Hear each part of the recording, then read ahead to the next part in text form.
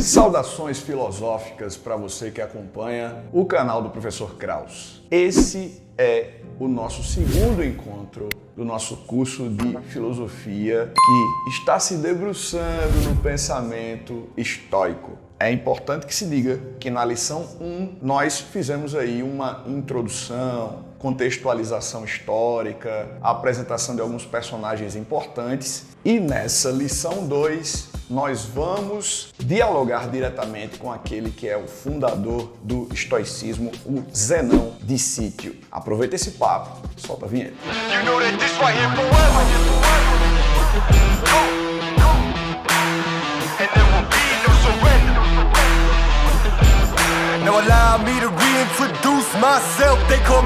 Zenão de Cítio, que viveu no século 3 a.C., foi um cara envolvido com negócios, com comércio. Então, ele costumava viajar bastante. E numa dessas viagens, ele chegou até Atenas. E chegando até Atenas, ele ouviu falar sobre a filosofia de Sócrates. E simplesmente, um cara que nunca tinha estudado filosofia na vida, ficou apaixonado pela possibilidade de ter, esse desenvolvimento pessoal, digamos assim, a obtenção da sabedoria através dos estudos filosóficos. Naquele momento, por questões de histórias de vida, Sócrates já não estava ali, mas nós tínhamos alguém que bebeu dessa fonte socrática, que era o Crates. Crates, que foi discípulo de Antístenes, que por sua vez é o fundador do cinismo. Então Crates, ele era um filósofo que estava ali comprometido com essa visão de mundo cínica. E o Zenão de Cítio, ele automaticamente vai ter como referência o pensamento socrático e também o pensamento cínico. Diga-se de passagem, é importante reforçar que nós estamos falando de uma filosofia que persistiu durante a história de forma muito constante e intensa durante aproximadamente 5 séculos.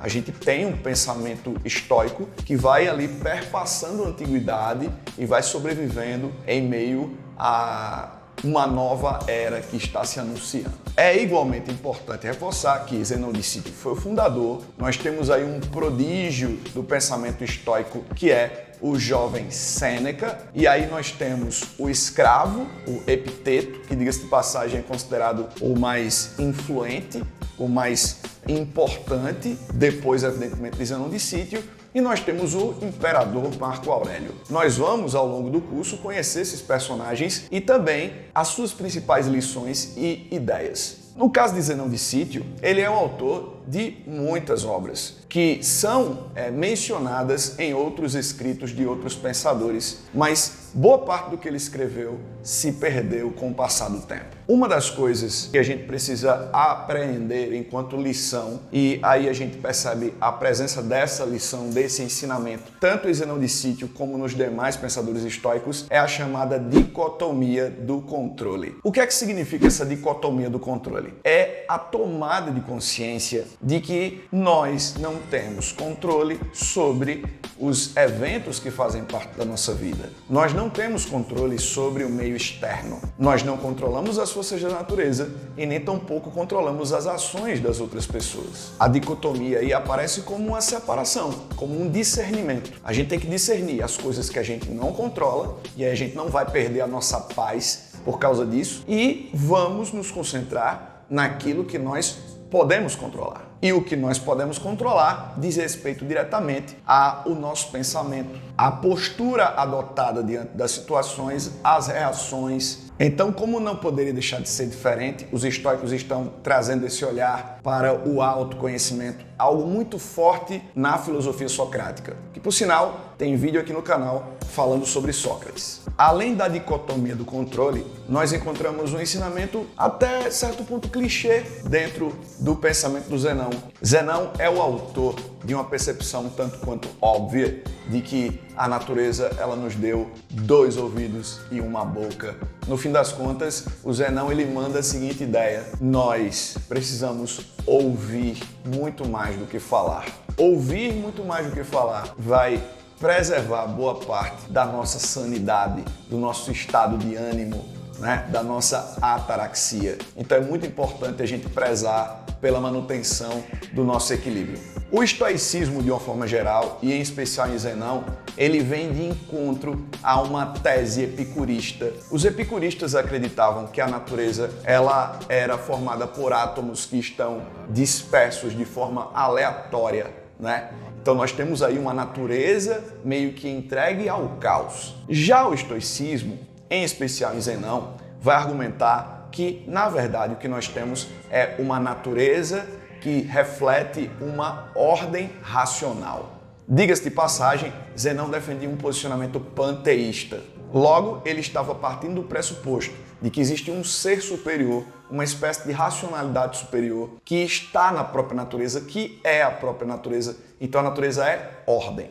Um outro ponto importante destacar na filosofia de Zenão é a sua semelhança, em certo aspecto, com a filosofia de Heráclito. Não podemos esquecer que dentro do pensamento pré-socrático, Heráclito se destacou bastante, sendo o pensador que defendia a ideia de um mobilismo, né? A ideia de que a única coisa permanente na natureza é a mudança. Logo, a ideia de você estar apegado às coisas materiais, ela é, já em Heráclito, repudiada, porque Heráclito tinha a visão de transitoriedade das coisas da vida. Mas o pensamento de desprezo pelas coisas terrenas e pelos bens materiais não aparece em destaque em Heráclito, como a gente percebe no pensamento estoico. Podemos dizer que os estoicos, eles são os maiores expoentes dessa tese, embora já presente em Heráclito de Éfeso. Zenão dividiu o estoicismo em três principais áreas do conhecimento: física, lógica e ética. E em cada uma dessas vertentes nós temos um princípio a ser defendido dentro da filosofia estoica. E aí a gente vai precisar entender esse rolê. O que Zenão chama de física diz respeito ao estudo das coisas de forma material, de forma concreta. E dentro da física, uma das percepções mais importantes que o estoicismo nos traz é a de que a natureza, além de possuir ordem, ela também funciona a partir de ciclos. Então, o conhecimento da física é justamente a observação do funcionamento da natureza, que nos faz perceber que há toda uma estrutura racional que de fato ordena essa natureza. A lógica, ela se refere justamente à nossa capacidade racional. É através do exercício da racionalidade que nós vamos compreender a nós mesmos e também vamos ter a possibilidade de desvendar os tais mistérios da física. A lógica, que pode ser compreendida como intelectualidade ou cognição até, é a grande ferramenta que nós temos também para poder desenvolver a nossa sabedoria. Já a ética é a qualidade moral do ser humano. É a nossa capacidade de aperfeiçoar o nosso comportamento, a nossa conduta, de trabalhar o nosso caráter, né?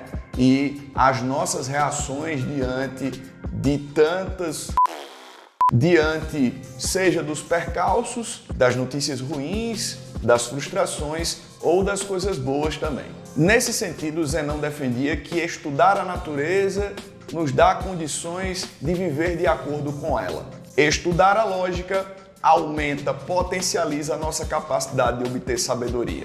E estudar a ética nos ajuda a conviver melhor com os outros e com a própria natureza. É importante perceber o quanto o estoicismo ele defende a ideia de amor fati. O que seria o amor fati? Seria o amor ao destino. Os estoicos propõem que a gente abrace aquilo que a vida proporciona, levando em conta que, de fato, tudo é transitório, tudo é passageiro. Se estamos vivendo um momento bom, temos que ter a consciência de abraçar aquele momento bom, aproveitar aquele momento bom, mas tendo a certeza de que ele vai passar. O mesmo ocorre com os momentos ruins. Situações ruins, de repente uma fase da vida onde está tudo dando errado, nós temos que ter a consciência de que isso também vai passar. Assim como as pessoas que fazem parte da vida da gente e os objetos que nós temos aí à nossa disposição, que muitas vezes nós valorizamos bastante. Essas coisas são transitórias, mas a manutenção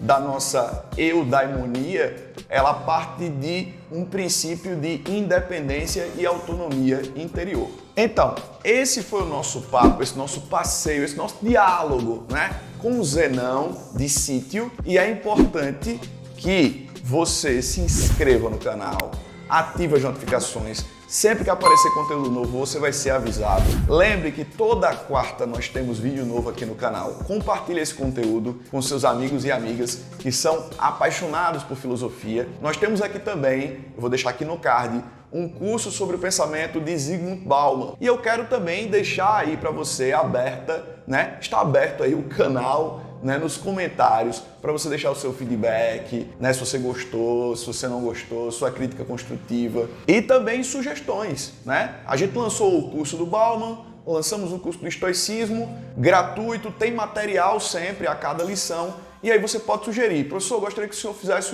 um curso sobre existencialismo ou sobre o pensamento do Nietzsche. Enfim, traz aí a tua sugestão, porque quem faz o canal aqui não é apenas o professor Krauss, você também faz o canal.